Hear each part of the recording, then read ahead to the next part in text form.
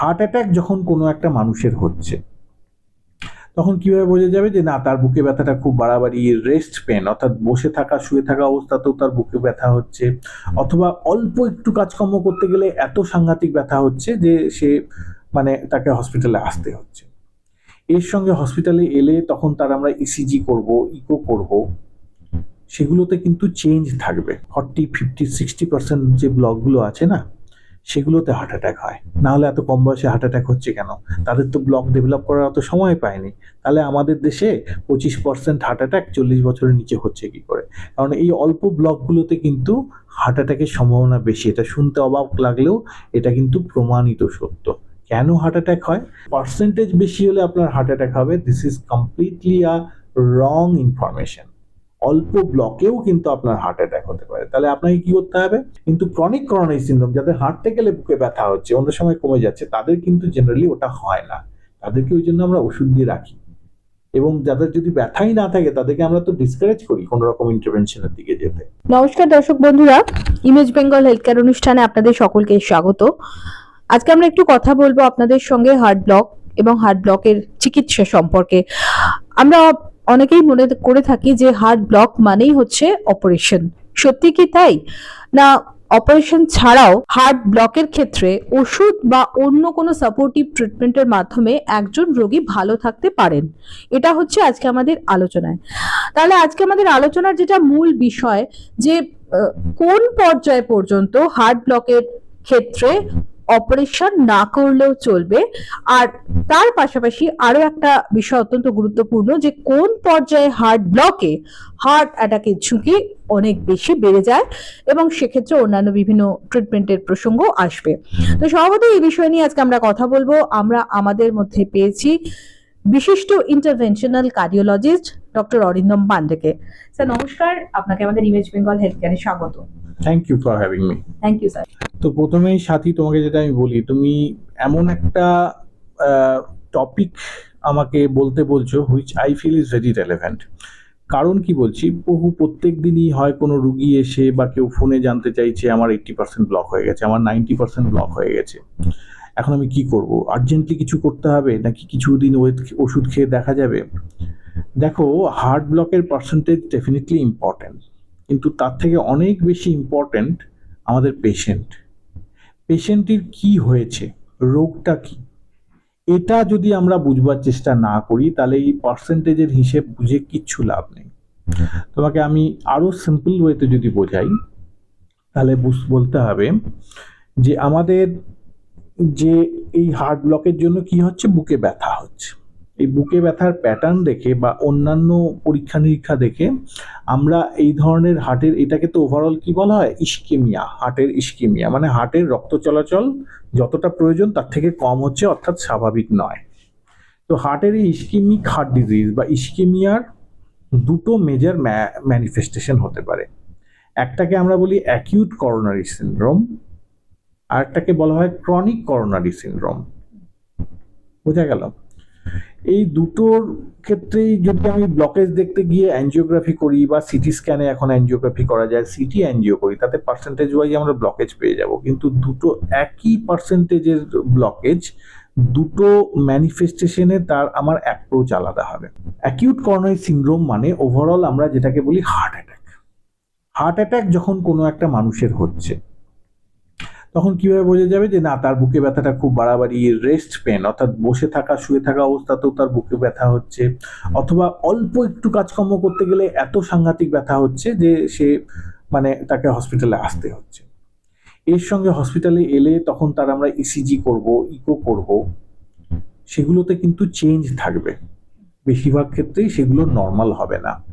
এবং এরকমও হতে পারে যে ওর যে আমরা ব্লাডের টেস্ট একটা করি হার্ট অ্যাটাক হয়ে গেলে, ট্রপোনিন টি, ট্রপোনিন আই, এগুলো আইদার কার্ড টেস্ট দিয়ে স্ট্যাট একটা সঙ্গে সঙ্গে দেখা যায়, অথবা কতটা লেভেল বেড়েছে আমরা কোয়ান্টিটেটিভ অ্যাসে করতে পারি, যে কতটা বেড়েছে সেই অনুযায়ী কতটা মারাত্মক হার্ট অ্যাটাক তা বলা যায়। তো এই বায়োমার্কার অফ হার্ট অ্যাটাক সেগুলো কিন্তু বেশি হয়।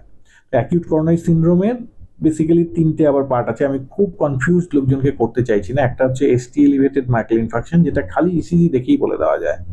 আর একটা হচ্ছে non ST elevated micro infarction, ইসিজিতে কিছু চেঞ্জ আছে কিন্তু সঙ্গে ট্রপোনিন টি বা ট্রপোনিন আইও পজিটিভ হয়েছে, কিন্তু ইসিজি চেঞ্জটাতে ওই এসটি এলিভেশনের মতন ওপরের দিকে এসটি উঠে যায়নি, মানে খুব মারাত্মক নয় কিন্তু ইসিজিটা স্বাভাবিক না। আবার এই ইসিজিতে চেঞ্জ আছে কিন্তু তার ট্রপোনিন টি বা ট্রপোনিন আইটা নেগেটিভ, তখন আমরা সিচুয়েশনটাকে বলি আনস্টেবল অ্যাঞ্জাইনা। এই তিনটেকে নিয়েই ওভারঅল আমরা বলি অ্যাকিউট করোনারি সিনড্রোম। অ্যাকিউট মানে কি, এটা একটা হঠাৎ করে হয়েছে, এটা এমন একটা সিচুয়েশন এর মধ্যে ব্লকেজ যদি 70%ও ধরো পাওয়া গেল, which is not very tight blockage, আমরা একটা গ্রসলি বলি 70%-এর বেশি ব্লক হলে পরে সেটা হিমোডাইনামিক্যালি সিগনিফিকেন্ট, তার থেকে কম হলে জেনারেলি সেটা হিমোডাইনামিক্যালি সিগনিফিকেন্ট বেশিরভাগ সময় হয় না। কিন্তু যখন তুমি অ্যাকিউট করোনারি সিনড্রোম নিয়ে এসছো, তার মানে তোমার হার্ট অ্যাটাকের মতন পরিস্থিতি হয়েছে, সেক্ষেত্রে 60% blockage may also be very significant. হয়তো সেটার জন্যই তখন তোমার সমস্যা হচ্ছে, এবং বেশিরভাগ ক্ষেত্রে কিন্তু অ্যাকিউট করোনারি সিনড্রোম থাকলে পরে যতটাই পার্সেন্টেজের ব্লকেজ থাকুক না কেন, তোমাকে অ্যাঞ্জিওপ্লাস্টি করে দিতে হবে অথবা বাইপাস সার্জারির দিকে যেতে হবে। কারণ দেখা গেছে এই সব ক্ষেত্রে এই রিভাসকুলারাইজেশন, সেটা অ্যাঞ্জিওপ্লাস্টি করেই হোক বা বাইপাস সার্জারি করলে, মানুষটার জীবনহানি হওয়া থেকে আটকানো যায়, মানে তার লংজিভিটি বাড়ে, সার্ভাইভাল বেনিফিট আছে, তার মৃত্যুর হার আমরা কমাতে পারি। আবার আরেকটা যা ম্যানিফেস্টেশন আমরা বলি ক্রনিক করোনারি সিনড্রোম। এক্ষেত্রে কি হয়েছে, হার্ট অ্যাটাকের কোনো ফিচার নেই, তাহলে মানুষটার কি সমস্যা হচ্ছে, মানুষটার সমস্যা হচ্ছে সে হাঁটাচলা করতে যাচ্ছে, তখন একটু খুব বেশি হার্ড ওয়ার্ক করতে গেলে তার একটা অস্বস্তি হচ্ছে, তাতেও কিন্তু ভেতরে ব্লকেজ থাকতে পারে। এই ধরনের ক্রনিক করোনারি সিনড্রোম পেশেন্টের অনেক সময় ইসিজি ইকোতে চেঞ্জ থাকে, কিন্তু তাদের অনেক সময় ইসিজি ইকোতে কোনো পরিবর্তনই দেখা যায় না।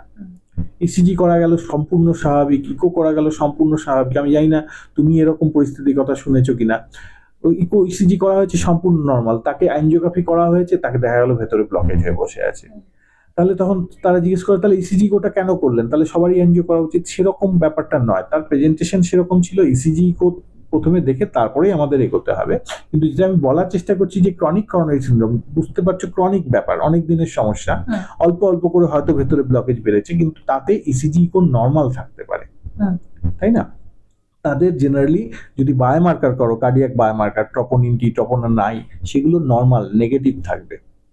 তাহলে তাদের ধরবো কি করে? সবাইকে কি অ্যাঞ্জিওগ্রাফি করতে হবে? সবাইকে অ্যাঞ্জিওগ্রাফি করতে হয় না। ইসিজি কো নর্মাল থাকার পরে যদি তোমার স্ট্রং সাসপিশন থাকে, তখন তুমি কিছু এরকম টেস্ট করতে পারো, ধরো ট্রেডমিল টেস্ট। নর্মাল ইসিজিতে কিছু আসছে না, তুমি হার্টটাকে একটু জোরে জোরে খাটাবে কি করে, তাকে হাঁটতে বললে, তখন হার্ট রেট বেড়ে গেল, চেঞ্জ আসতে পারে। অথবা তাদেরকে আমরা stress myocardial perfusion, nucleus scan করলাম, সেখানেও জেনারেলি হাঁটতে বলা হয়। অনেক সময় ডবুটামিন স্ট্রেস যে হাঁটতে পারছে না, হাঁটুতে হয়তো প্রবলেম আছে, ওষুধ দিয়ে হার্ট রেটটাকে বাড়িয়ে দেওয়া হলো, ডবুটামিন বলে একটা ইনজেকশন হয়, তারপর হার্ট রেট বেড়ে গেল, সেই অবস্থায় তাকে একটা ইকোকার্ডিওগ্রাফি করে দেখা গেলো, নর্মাল ইকোতে কিছু নেই, তখন ইকোতে চেঞ্জ এলো, তাতে সাসপিশন হবে হ্যাঁ সম্ভবত ভেতরে ব্লকেজ আছে। হ্যাঁ, তবে কনফার্ম করতে গেলে তোমাকে নর্মাল ইনভেসিভ অ্যাঞ্জিওগ্রাফি করতে হবে। অ্যাঞ্জিওগ্রাফি করে সবাইকে কি অ্যাঞ্জিওপ্লাস্টি বা স্টেন বসানোর প্রয়োজন সেরকম নয়, কারণ এটা ভালো করে বুঝবার ব্যাপার আছে যে ক্রনিক করোনারি সিনড্রোম পেশেন্টদের অ্যাঞ্জিওপ্লাস্টি করলে কিন্তু তাদের সার্ভাইভাল বেনিফিট হয় না, মানে মানুষটা যে বেশি দিন বাঁচবে সেরকম কোনো নিশ্চয়তা নেই, আনটিল ফিউ স্পেসিফিক এক্সেপশন। বেশিরভাগ ক্ষেত্রে তাহলে ক্রনিক করোনারি সিনড্রোমে অ্যাঞ্জিওপ্লাস্টি কখন করা হয়? অ্যাঞ্জিওপ্লাস্টি করলে তার হয়তো খুব বুকে ব্যথা হচ্ছিল, সেটা কমলো, তার কোয়ালিটি অফ লাইফ ইমপ্রুভমেন্ট হবে, তার সিমটমেটিক বেনিফিট হবে, সিমটম কমে গেল। এক্ষেত্রে আবার একটা জিনিস আছে, প্রথমেই কি আমি অ্যাঞ্জিওপ্লাস্টির দিকে যাব? অ্যাটলিস্ট ইন মাই প্র্যাকটিস আমি যাই না। আমি জেনারেলি যখন হার্ট অ্যাটাকের মতন সিচুয়েশন নেই, তখন কিন্তু প্রথমে নিয়ম হচ্ছে তাকে অ্যাডিকুয়েট মেডিকেল ম্যানেজমেন্ট দেওয়া, ওষুধপত্র, কারণ অনেক রকম ওষুধ আছে যেগুলোতে এই সিমটম বা হার্টের ব্যথা যেটা হচ্ছে, অ্যাঞ্জাইনা যেটা হচ্ছে, সেগুলো কন্ট্রোল করা যায়। এবং আমি মনে করি ইট ইজ অলমোস্ট ম্যান্ডেটারি 3 মাস অন্তত দিতেই হবে, খুব ভালো হলে 6 মাসের একটা ট্রায়াল দেওয়া হোক। তার তো হার্ট অ্যাটাক হয়নি, তাকে অ্যাঞ্জিওগ্রাফি বা অ্যাঞ্জিওপ্লাস্টি করে তার কোনো কিন্তু সার্ভাইভাল বেনিফিট আমি দিতে পারবো। বেসিক্যালি আমি কি কমাচ্ছি, তার সিমটম কমাচ্ছি এবং তার চেষ্টা করছি কোয়ালিটি অফ লাইফ ইমপ্রুভ করতে, যাতে সে স্বাভাবিকভাবে তার কাজকর্ম করে যেতে পারে, তার আর্নিংস হ্যাম্পার্ড না হয়, এটসেট্রা এটসেট্রা। কিন্তু স্টিল 3 থেকে 6 মাসের একটা মেডিকেল ম্যানেজমেন্ট দিয়ে তারপরেই কিন্তু আমরা তাদেরকে অ্যাঞ্জিওগ্রাফিতে বলি যে না, দেখা গেল হয়তো ওষুধ খেয়েও তার সিমটম ঠিক হচ্ছে না, তাহলে আগেই যেতে পারে। আর ওষুধ খেয়ে যদি অনেক সময় ভালো হয়ে যায়, অনেক সময় তাদেরকে আমরা অ্যাঞ্জিওগ্রাফি ছাড়াই রাখি, তাতে কিন্তু লং টার্ম আউটকামের কোনো পার্থক্য হয় না। তার মানে একটা ক্রনিক করোনারি সিনড্রোমের পেশেন্টের তুমি যদি বলো যে আমার একটা 80% হার্টে ব্লক পাওয়া গেছে কোনো একটা আর্টারিতে, তার কিন্তু অতটা সিগনিফিকেন্স নেই। 80% বা 90% একটা ব্লক পাওয়া গেছে, তার মানে যে মারাত্মক ভেতরে প্রবলেম, ওটা যে অ্যাঞ্জিওপ্লাস্টি করলে খুব বেনিফিট হবে সেরকম নয়। তাহলে এখানে ইম্পর্টেন্স হচ্ছে তার প্রেজেন্টেশন, পেশেন্টের প্রেজেন্টেশন, সিমটম কি আছে, অ্যাসোসিয়েটেড আদার ইনভেস্টিগেশনের ফাইন্ডিং কি আছে, এই সব কিছু নিয়েই কিন্তু ওভারঅল ব্যাপারটাকে দেখতে হবে। এটা কিন্তু অতটা স্ট্রেট ফরওয়ার্ড খালি ব্লকের পার্সেন্টেজ দিয়ে কিন্তু হয় না। বলে পরে তো কম্পিউটারই আমাদের চিকিৎসা করে দিত, এআই আমাদের চিকিৎসা করে দিত। ডেফিনেটলি এআই আরো বড়ভাবে আসবে ভবিষ্যতে, কিন্তু এখনো পর্যন্ত কিন্তু সেই জায়গায় আমরা পৌঁছাইনি। সুতরাং পেশেন্ট ইজ ইম্পর্টেন্ট। আরেকটা তুমি বললে যে আমি পেশেন্ট চাইছে না বাইপাসের দিকে, যে অ্যাঞ্জিওপ্লাস্টির দিকে। পেশেন্ট কি চাইছে, ডাক্তার কি চাইছে, দ্যাট অ্যাকচুয়ালি ডাজন্ট ম্যাটার। তার ভেতরে রোগটা কি চাইছে। একজন ভালো ডাক্তার সে যে রোগটা প্রপারলি ইভালুয়েট করেছে এবং একটা প্রপার সাজেশন দিয়েছে। সেরকম একজন ভালো পেশেন্ট সে তার ডাক্তার যে অ্যাডভাইস করেছে সেটা প্রপারলি ফলো করেছে। Got my point? দুদিকেই কিন্তু রেসপন্সিবিলিটি আছে। আমি এটা করবো না বলে করবো না, সেক্ষেত্রে ভুল হয়ে যায়। এবং খুব ইম্পর্টেন্টলি, খালি percentage of blockage doesn't mean anything. এখানে পেশেন্ট সেন্টার স্টেজে আছে, তার প্রেজেন্টেশন, তার ক্লিনিক্যাল ডায়াগনোসিস সেন্টার স্টেজে আছে, এবং এই ডায়াগনোসিসের উপর বেস করেই কিন্তু পুরো ট্রিটমেন্টটা আমাদের চক আউট করতে হয়। এই হার্ট ব্লকের প্রেজেন্টেশন নিয়ে যেসব পেশেন্টরা আপনার কাছে আসে, মূলত আপনি তাদের কি কি দেখেন, কি কি সমস্যা? যেটা বললাম যে হার্ট ব্লক হলে পরে তো কি হয়, হার্ট ব্লকের একটা প্রেজেন্টেশন বুকে ব্যথা। তাহলে বুকে ব্যথার প্যাটার্নটা দেখতে হয়, কি রকম বুকে ব্যথা। অনেক সময় বুকে খুব কম বয়সী মেয়ে বা ছেলেরা, তাদের প্রচন্ড ব্যথা হচ্ছে বুকে, সে একদম আঙুল দিয়ে দেখিয়ে দিচ্ছে পিন পয়েন্ট করে বুকের ব্যথা এখানটা খুব হচ্ছে, কিন্তু সেরকম ব্যথা কিন্তু কার্ডিয়াক পেন নয়। আমরা কার্ডিয়াক পেন আনজাইনা কি বলি, যে বুকে একটা চাপ চাপ ভাব হয় এবং সেটা হাঁটতে চলতে গেলে বেড়ে যায়, বসে পড়লে কমে যায়। মানে একটা রিলিভিং ফ্যাক্টর আছে, একটা প্রেসিপিটেটিং ফ্যাক্টর আছে। প্যাটার্নটা কি? সেন্ট্রাল কম্প্রেসিভ নেচার, খুব ইম্পর্টেন্ট। ডান দিক বাঁ দিক হয় না জেনারেলি, সবসময় নিয়ম মানবে সেরকম না। এবং অনেক সময় রেডিয়েশন হয়, থুতনিতে যায়, হাতের দিকে যায়, এরকম ছড়িয়ে যায় রেডিয়েশন। এইখানে পিছন দিকে দুটো স্ক্যাপুলার মধ্যেখানে যায়। তো এরকম যদি টিপিক্যাল ম্যানিফেস্টেশন, টিপিক্যাল প্রেজেন্টেশন থাকে, প্যাটার্নটা থাকে, ক্যারেক্টারটা ম্যাচ করে, সবসময় ব্যথা হয় না। অনেক সময় বয়স্ক মানুষ অথবা দীর্ঘদিন সুগার আছে, তাদের ব্যথার পেন সেন্সেশন করার ক্যাপাসিটিই নেই, নার্ভগুলোই হয়তো ড্যামেজ হয়ে গেছে। তখন তারা কি হয়, শ্বাসকষ্ট হয়, সে ব্যথা বলতে পারে না। হাঁটতে গেলেই শ্বাসকষ্ট, বসে পড়লে কমে যাচ্ছে। আবার অনেকের আছে শ্বাসকষ্টও বলতে পারে না, বলে আমি একটুতেই ক্লান্ত হয়ে যাচ্ছি, এই একটু হাঁটলাম তাতেই আগে ছিল না, কিন্তু এখন একটুতে, আমরা ইংরেজিতে বলি ফ্যাটিগেবিলিটি। এটাও কিন্তু একটা ওই হার্টেরই সমস্যা, যেটার ম্যানিফেস্টেশন হচ্ছে এইভাবে। এরকম খুব কখনো পেশেন্টকে পান যার কোনো সিমটম নেই, তারও হার্ট ব্লক হয়েছে? না হওয়ার তো কিছু নেই, হতেই পারে। আমি এটা খুব খুব খুব রেলেভেন্ট এবং ইম্পর্টেন্ট একটা টপিক তুমি আনলে। ধরো যদি আমি বললাম যে ক্রনিক সিনড্রোম, তার হার্ট অ্যাটাক কিছু হয়নি, কখনোই হার্ট অ্যাটাক হয়নি, সামহাও সে বিভিন্ন পরীক্ষা নিরীক্ষা করে অ্যাঞ্জিওগ্রাফি করে দেখা গেল তার হার্টে একটা ব্লক হয়ে আছে। এরকম আমরা পেশেন্ট পাই, তার 100% ব্লক হয়ে গেছে, কেউ তো 80% 90%, কিন্তু তার কোনো সিমটম নেই, বুকে ব্যথা নেই, ফাইন। তখন তাকে নিয়ে আমি কি করবো? কারণ আমি বললাম তার হার্ট অ্যাটাক হলে পরে তাকে অ্যাঞ্জিওপ্লাস্টি বাইপাস করলে তার মর্টালিটি বেনিফিট আছে, সে বেশি দিন বাঁচবে, তার আমার মৃত্যু হার কমাতে পারবো। কিন্তু ক্রনিক করোনারি সিনড্রোমে অ্যাঞ্জিওপ্লাস্টি করে বা বাইপাস করে সেই বেনিফিটটা আমি পেশেন্টকে দিতে পারবো না। তাহলে কি বেনিফিট আমি দিচ্ছি? তাকে আমার বেসিক্যালি বুকের ব্যথা কমাচ্ছি, আর অথবা তার অন্য সিমটম, শ্বাসকষ্ট বা ফ্যাটিগেবিলিটি কমাচ্ছি, কিন্তু তার যদি বেসলাইনে সেই সিমটমটাই নাই, তাহলে আমি তাকে কি বেনিফিট দেবো? তাহলে তাকে তো অ্যাঞ্জিওপ্লাস্টি করে আমার কোনো বেনিফিটই দিতে পারছি না। কেন এরকম হচ্ছে? কারণ সম্ভবত ওপরওয়ালা তার ন্যাচারাল বাইপাস তৈরি করে রেখেছে। এরকম হয় যে একটা আর্টারি টোটাল বন্ধ হয়ে গেছে, কিন্তু আমাদের কোল্যাটারাল সার্কুলেশন, যেগুলো নর্মাল অবস্থায় সুপ্ত অবস্থায় থাকে, সেগুলো আস্তে আস্তে তখন খুলতে থাকে, সেগুলো অন্য আর্টারি থেকে ব্লাড ক্যারি করে সেই টেরিটরিটাতে দেয়। যাতে এরকমও হয় যে 100% ব্লক নিয়ে বসে আছে, তার ইসিজি ইগোতে কোনো প্রবলেম নেই, তার কোনো সিমটম নেই, বোঝা গেল, কিন্তু 100% ব্লক, একটা হয়তো ব্লক আর্টারি পুরো বন্ধ হয়ে আছে, অথবা তার 90% ব্লক, সেটাও হতে পারে। তো তাদের সিমটম হয় না বিকজ অফ দিস, যে কোল্যাটারাল সার্কুলেশন প্লে করে ইম্পর্টেন্ট রোল, এবং তাদেরকে কতটা ইস্কেমিয়া আছে, এবং অনেক সময় যে বুকে ব্যথা বলে বুকে ব্যথা না অন্য সিমটম হয়তো থাকে, সেটা অ্যাসেস করার ব্যাপার আছে, এবং কতটা ইস্কেমিয়া আছে সেটাও আমাদের প্রমাণ করার মতন বিভিন্ন রকম পরীক্ষা নিরীক্ষা আছে, যে এতটা এটা যে আছে, সেটা অ্যাঞ্জিওগ্রাফি ছাড়াও আরো অনেক পরীক্ষা আছে, যে কতটা তার হার্টের মধ্যে ব্লাড সার্কুলেশনের অভাবের জন্য মাসেলগুলো হ্যাম্পার্ড হচ্ছে সার্কুলেশন, সেটা আমরা নিউক্লিয়ার পারফিউশন স্ক্যান করি তাদেরকে, সেটা দেখে কিন্তু বোঝা যায়। কিন্তু ইম্পর্টেন্ট হচ্ছে যে খালি ব্লকেজটা is not only the parameter, there are many more parameter. যখনই আমাদেরকে ডিসিশন নিতে হয় এই ধরনের সব কটা প্যারামিটার দেখেই কিন্তু ডিসিশন নিতে হয়। সুতরাং একটা ব্লকেজ হয়েছে তার জন্য আমি ফোনে ফোনে জিজ্ঞেস করলাম, 50 জনকে জিজ্ঞেস করলাম, বা একটা ব্লকেজ হয়েছে বলে ভয় পেয়ে যা খুশি একটা করে ফেললাম, সেটা কিন্তু সঠিক রাস্তা নয়। এবং ব্যাপারটা অতটা সিম্পল না যেটা কিনা আমি আধ ঘন্টার আলোচনায় বা করে আপনি বলে দিতে পারবেন। প্রত্যেকটা পেশেন্ট আলাদা, তার প্রত্যেকটা সিমটম আলাদা, এবং অ্যাসোসিয়েটেড ফাইন্ডিংস, তার কি ইনভেস্টিগেশন ফাইন্ডিং আছে, তার কোনটাতে কি সমস্যা আছে, সব কিছু দেখতে হয়। দেখে নিয়ে তারপরে ডিসিশন নিতে হয়। হার্ট ব্লকেজ হয়েছে, ঠিক আছে, দিস ইজ নট নর্মাল, কিন্তু তার কি চিকিৎসা হবে, আদৌ তার অ্যাঞ্জিওপ্লাস্টি লাগবে কি বাইপাস লাগবে না, এটা কিন্তু অতটা জাস্ট ওই পার্সেন্টেজের বেসিসে কিন্তু হয় না। একদম।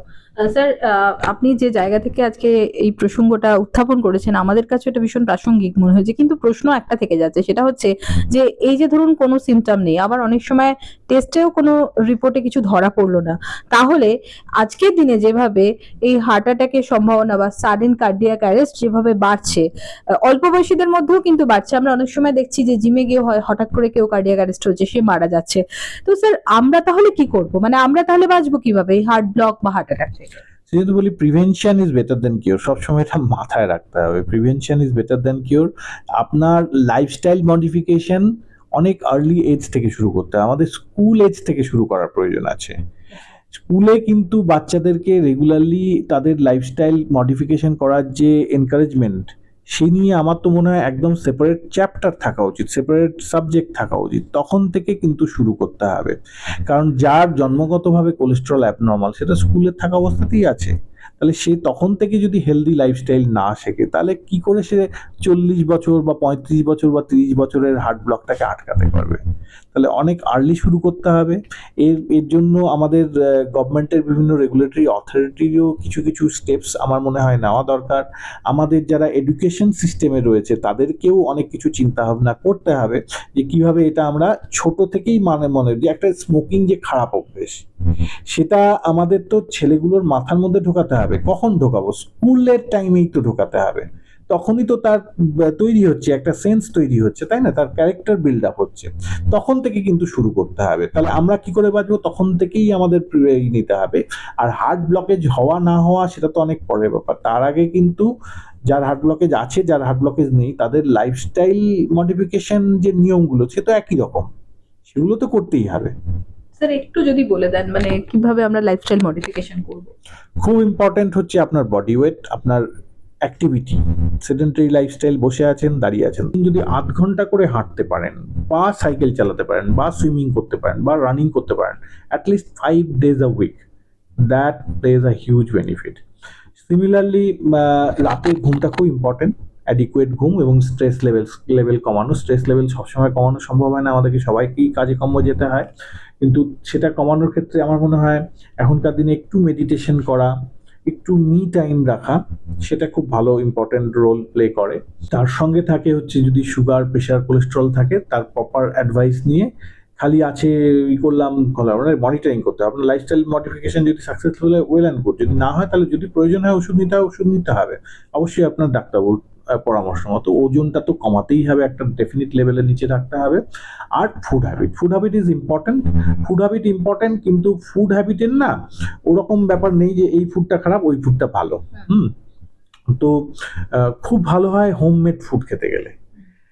আর তেল নিয়ে অনেক কথা আমরা বলি, তেল কিছু ভালো তেল আছে, কিছু খারাপ তেল, কিন্তু আমাদের রান্নার pattern probably is more important than কি তেল ইউজ করছেন।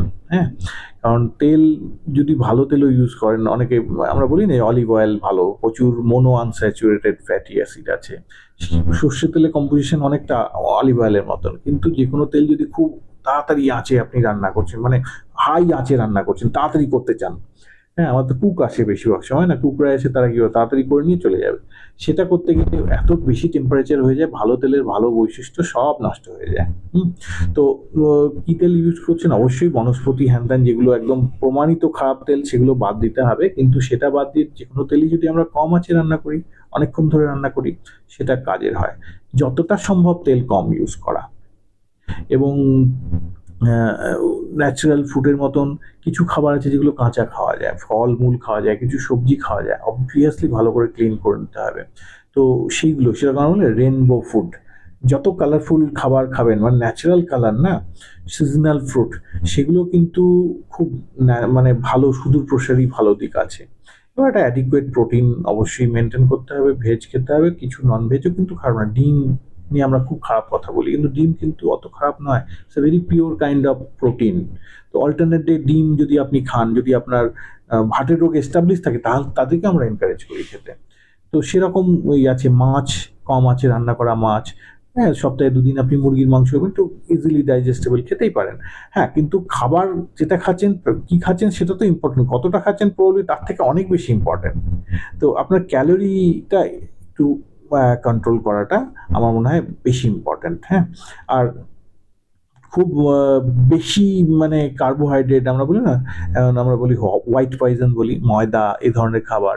আর তার থেকেও বেশি মারাত্মক হয়েছে এখনকার দিনে এই আমাদের যে বিভিন্ন ফাস্ট ফুডের এত বাড়বাড়ন্ত। হ্যাঁ, আপনি নাম করে বলছি না, বার্গার, হ্যাঁ, ফ্রায়েড চিকেন, চারিদিকে এত বেশি প্রমোশন হচ্ছে। এবং ওগুলো ওরা কিভাবে খাবারগুলো তৈরি করে, ওই খাবারগুলো কিন্তু একটা অ্যাডিকটিভ প্রপার্টি আছে, ওগুলো নিয়ে রিসার্চ করে ওরা রীতিমতো, যে একবার খেলে বারে বারে খেতে ইচ্ছে করবে।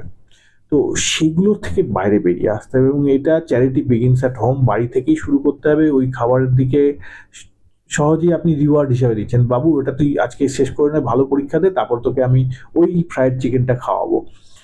এই মেন্টালিটি থেকে যদি বেরিয়ে আমরা না আসতে পারি, তাহলে কিন্তু এটা আমাদের খুব খারাপ একটা দিকে নিয়ে যাবে। একদম। লাস্টলি, কোনো ওষুধ কি স্যার দীর্ঘদিন ধরে নিলে সেটা কি হার্ট ব্লকের কারণ হতে পারে? এটা এরকম একটা জেনারেল অ্যান্সার না দিয়ে আমার মনে হয়, অনেক তো ওষুধ ধরো বেশিরভাগ সুগার, প্রেশার, কোলেস্টেরল ওষুধ তো লাইফ লং খেতে হয়। তো তারা কি করে, তারা কি হার্ট ব্লক করে? না, তারা হার্ট ব্লক যাতে না হয় সেটাই দেখে। কিন্তু আবার এরকম অনেক ওষুধ আছে যেগুলো কিন্তু হার্টের ক্ষেত্রে ক্ষতিকারক হতে পারে। হ্যাঁ, তো সেরকম কিছু অ্যান্টিডিপ্রেসেন্ট মেডিসিন হয়। হ্যাঁ, আমি যেহেতু একদম ডিরেক্টলি ওষুধ নিয়ে আলোচনা করতে চাই না সোশ্যাল মিডিয়ায়, ওগুলো বলছি না, কিন্তু অনেকই ধরনের আছে। তো ইম্পর্টেন্ট যেটা হচ্ছে, যদি দীর্ঘদিন খেতে হয়, you can continue, but not yourself. হ্যাঁ, এরকম অনেক সময় পাওয়া যায়, একজন ডাক্তারবাবুকে দেখিয়ে তারপর 15 বছর তার কারোকে না দেখে সেই ওষুধ, আমি তো ভালো আছি অসুবিধা নেই, সেটা সম্ভবত সঠিক রাস্তা নয়। আপনাকে একটু নিয়মিত যোগাযোগ রাখতে হবে আপনার যে ডাক্তারবাবু আছে, যে ফিজিশিয়ান আছে। এবং অনেক সময় দীর্ঘদিন আমরা ওষুধ দিই ঠিকই, কিন্তু অনেক সময় ছোটোখাটো সাইড এফেক্ট যেটা আমরা টেস্ট করে আগে থেকে দেখে নিই, সেই অনুযায়ী ওষুধের ডোজ অ্যাডজাস্ট করে দেওয়া হয়, সেটা কিন্তু আপনার পক্ষে সম্ভব না। ওই জন্য একটা রেগুলার ফলো আপে থাকা, রেগুলার কনসালটেশন করারও কিন্তু গুরুত্ব রয়েছে। একদম। আপনি লাস্টলি যেটা বললেন যে পার্সেন্টেজ দেখে যেরকম হার্ট ব্লক নির্ধারণ করা যায় না, তেমনি এক্ষেত্রেও কি এটা ইম্পর্টেন্ট যে পার্সেন্টেজ দেখে একজন হার্ট ব্লকের পেশেন্টের কখন হার্ট অ্যাটাক হবে সেটাও কি ধরা যায়? না, এটা যায় না, এটা নিয়ে না প্রচুর রিসার্চ হচ্ছে, আপনি শুনলে অবাক হবেন। আমরা তো বলি যত বেশি পার্সেন্টেজের ব্লক তত বেশি হার্ট অ্যাটাকের সম্ভাবনা, 80% ব্লক খারাপ, 90% তার থেকেও বেশি খারাপ। কিন্তু আপনি শুনলে অবাক হবেন, বেশিরভাগ হার্ট অ্যাটাক কিন্তু অত টাইট ব্লকে হয় না। আচ্ছা। 40, 50, 60% যে ব্লকগুলো আছে না, সেগুলোতে হার্ট অ্যাটাক হয়। না হলে এত কম বয়সে হার্ট অ্যাটাক হচ্ছে কেন? তাদের তো ব্লক ডেভেলপ করার অত সময় পায়নি। তাহলে আমাদের দেশে 25% হার্ট অ্যাটাক 40 বছরের নিচে হচ্ছে কি করে? কারণ এই অল্প ব্লকগুলোতে কিন্তু হার্ট অ্যাটাকের সম্ভাবনা বেশি। এটা শুনতে অবাক লাগলেও এটা কিন্তু প্রমাণিত সত্য। কেন হার্ট অ্যাটাক হয়? ব্লকেজের উপর এমন কিছু চেঞ্জ আসে, যে আমরা বলি ওই ব্লকেজটা কেন, বেসিক্যালি কোলেস্টেরল ডিপোজিশন, তার একটা ক্যাপ থাকে, সেই ক্যাপটাকে আমরা বলি কিরকম ক্যাপ আছে, মানে কাভারিং থাকে, সেই ক্যাপের ক্যারেক্টার দেখে উই ক্যান প্রেডিক্ট। অনেক অ্যাডভান্স ইনভেস্টিগেশন আছে যেটা আমরা এক্স্যাক্টলি মেজার করতে পারি, যে ব্লকের ওপরে ক্যাপের থিকনেস কত, যত থিক হবে, মোটা হবে ক্যাপটা, আপনার হার্ট অ্যাটাকের সম্ভাবনা কম। কিন্তু ওই ক্যাপটা যদি থিন হয়ে যায়, আমরা বলি থিন ক্যাপ অ্যাথেরোমা, তাতে কি হয়, হঠাৎ করে যদি ওই ক্যাপটা শুরু বলি যে একটু ছিলে গেল, অনেক প্লাকটা রাপচার করলো, পার্সেন্টেজ অফ ব্লক দেখা গেল 50%, এমন কিছু না, কিন্তু প্লাকটা রাপচার করা, ক্যাপটা ছিঁড়ে যাওয়ার জন্য ওখানে কি হয়, ওখানে ইট ইনভাইটস থম্বাস, ক্লট জমে যায়। রক্ত আমাদের শরীরের মধ্যে জমাট বাঁধার কথা না, কিন্তু রক্ত জমাট বাঁধার মেকানিজম উপরওয়ালা আমাদের কেন দিয়েছে, যাতে একটা জায়গায় কেটে গেল সেখান থেকে না হলে আমাদের শরীরে সব রক্ত বেরিয়ে যাবে, তাহলে ওটা তো আটকাতে হবে, এটা একটা প্রোটেক্টিভ মেকানিজম। কিন্তু শরীরের ধমনীর মধ্যে রক্ত জমাট বাঁধার কথা না, কিন্তু ওই যখনই ব্লকের ওপরে থিন ক্যাপটা ইরোশন হয়ে যাচ্ছে বা রাপচার করে যাচ্ছে, মানে একটা ছিলে যাচ্ছে, তার উপরে গিয়ে কিন্তু রক্ত জমাট বাঁধছে। প্রথমে ওইটুকু জায়গাতেই বাঁধে, তারপর যত আস্তে আস্তে যায় সে পুরো আর্টারিটাকেই ব্লক করে দেয়, সেটাকেই কিন্তু হার্ট অ্যাটাক বলা হয়। সুতরাং পার্সেন্টেজ বেশি হলে আপনার হার্ট অ্যাটাক হবে, this is completely a wrong information. অল্প ব্লকেও কিন্তু আপনার হার্ট অ্যাটাক হতে পারে। তাহলে আপনাকে কি করতে হবে? কোলেস্টেরলের ওষুধ হাই ডোজে খেলে ওই ক্যাপটা মোটা হয়। ওই জন্য দেখবেন আমরা কোলেস্টেরলের ওষুধে এখন খুব বেশি গুরুত্ব দিই, এতটাই গুরুত্ব দিই, মুখের ওষুধ ছেড়ে কাউকে কাউকে আমরা ইনজেক্টেবল মেডিসিন পর্যন্ত দিই। সেগুলো প্রমাণিতভাবে ওই ক্যাপের যেটা এইটা থিকনেসটা বাড়িয়ে দেয়, ভেতরে ভলিউমটা কমে যায়, তার উপরে কাভারিংটা মোটা হয়ে যায়, তাহলে সেটা রাপচার হওয়ার চান্স কম থাকে। তার মানে তার হার্ট অ্যাটাক বা অ্যাকিউট করোনারি সিনড্রোম হওয়ার চান্স কমায়। কেন আমি বলছি যে 60% ব্লকেও অ্যাকিউট করোনারি সিনড্রোম যদি হয় তাতে অ্যাঞ্জিওপ্লাস্টি করে দেওয়া উচিত, কারণ অ্যাঞ্জিওপ্লাস্টি না করলে ওখানে আবার গিয়ে ক্লট জমা বাঁধবে এবং আবার হার্ট অ্যাটাক হবে।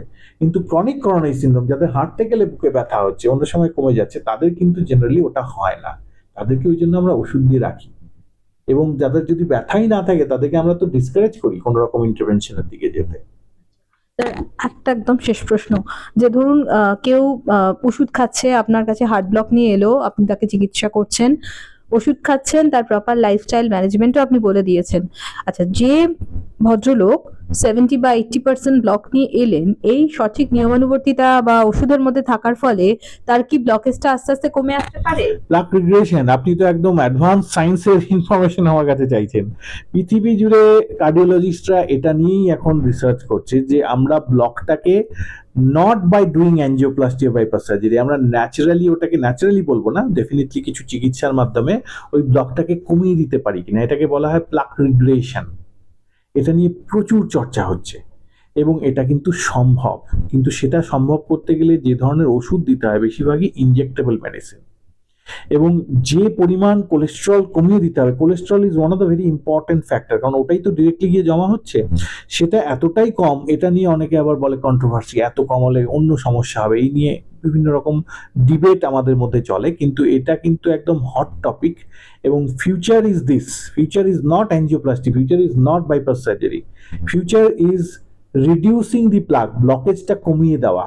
এটা নিয়ে এত জায়গায় এত রিসার্চ হচ্ছে, উই আর ভেরি হোপফুল, আমাদের কাছে আরো স্ট্রং টুলস ফিউচারে আসবে এবং সম্ভবত তখন আমরা সেগুলো অফার করতে পারবো। কারণ আমাদের একটা জিনিস জানবেন, লোকে বলে অ্যালোপ্যাথিক মেডিসিনের সাইড এফেক্ট বেশি, আমি নাম করছি না, হোমিওপ্যাথিক, আয়ুর্বেদিক, তাদের অত সাইড এফেক্ট নেই, কিন্তু জানবেন একটা জিনিস, অ্যালোপ্যাথিতে কোনো একটা চিকিৎসা যখন কোনো ডাক্তারবাবু অফার করছেন, মানে এন্ড স্টেজে গিয়ে তিনি পেশেন্টকে অফার করছেন, তার আগে বিভিন্ন ধাপ পেরিয়ে আসতে হয়। একটা ওষুধ আবিষ্কার করলে আবিষ্কার হওয়ার 15 থেকে 20 বছর বাদে কিন্তু সেটা প্র্যাকটিক্যালি ইউজ হওয়ার জন্য আসে। তার আগে তাকে বিভিন্ন stringent long term follow up study, প্রথমে হেলদি ভলেন্টিয়ার, প্রথমে অ্যানিমাল স্টাডি, হেলদি ভলেন্টিয়ার, তারপর যারা রুগী তাদেরকে 10 বছর 15 বছর ধরে দেখে তার কোনো পার্শ্ব প্রতিক্রিয়া হচ্ছে কিনা, তারপরেই কিন্তু অ্যাপ্রুভাল দেওয়া হয়, until this is something very revolutionary. বেশিরভাগ ক্ষেত্রে এই নিয়মটা বাদে। সুতরাং ওইটা আমি বলছি এটা ফিউচার, এগুলো নিয়ে এখনই কাজকর্ম হচ্ছে, কিন্তু ওটা আমাদেরকে বলতে গেলে আরো সময় দিতে হবে। এবং আমার মনে হয় ফিউচারটা কিন্তু ওটাই, যেখানে আমরা বিভিন্ন রকম ওষুধপত্র বা ইনজেকশন বা এই ধরনের জিনিসের সাহায্যে ব্লকেজটাকে কমিয়ে ফেলতে পারবো। বিশেষ করে হার্ট অ্যাটাকের ক্ষেত্রে ইন্টারভেনশনের রোল থাকবে, কিন্তু ক্রনিক করোনারি সিনড্রোমে কিন্তু, যেখানে হার্ট অ্যাটাক হয়নি, আমরা এগুলোকে আগে স্টেবল অ্যাঞ্জাইনা বলতাম, স্টেবল এখন আমরা আর বলি না, কারণ এদের মধ্যেও হার্ট অ্যাটাক হওয়ার একটা সম্ভাবনা থাকে, কিন্তু এগুলোতে কিন্তু ফিউচারে ইন্টারভেনশনের রোল, অর্থাৎ অ্যাঞ্জিওপ্লাস্টি বা বাইপাসের রোল দিনকে দিন কমবে, এবং এই ধরনের চিকিৎসা যেখান থেকে ব্লকটা ন্যাচারালি কমিয়ে আনা যায় সেটা নিয়েই বেশি ফোকাসড আমরা থাকবো। Thank you sir, thank you very much. আমরা অত্যন্ত গুরুত্বপূর্ণ কিছু ইনফরমেশন পেলাম, এবং আশা করি স্যার যেটা আমাদের বললেন যে এই যে হার্টের ব্লক কমিয়ে আনার জন্য যে পৃথিবীব্যাপী যে রিসার্চ হচ্ছে, এবং সেই রিসার্চের ফলে যেভাবে বিভিন্ন তৈরি হচ্ছে, বিভিন্ন মতামত তৈরি হচ্ছে। তো আমরা আশা করব যে আগামী দিনে বিজ্ঞান যে জায়গায় আমাদের ধীরে ধীরে নিয়ে যাচ্ছে, এই হার্ট ব্লকের সমস্যা বা হার্ট ব্লকের সমস্যা যেরকম সমাধান হবে, তার পাশাপাশি হার্ট অ্যাটাকের ঝুঁকিও আরো অনেক কমে যাবে। এরকমই একটা ভালো দিনের দিকে আমরা প্রত্যেকেই আশাবাদী এবং তার দিকেই আমরা প্রত্যেকে তাকিয়ে আছি। স্যারকে ধন্যবাদ আমাদের সঙ্গে এই আলোচনায় আসার জন্য। আপনারা সকলে ভালো থাকুন, আর আপনারা আপনাদের যে কোনো সমস্যার জন্য দেখতে থাকুন ইমেজ বেঙ্গল হেলথ কেয়ার। নমস্কার।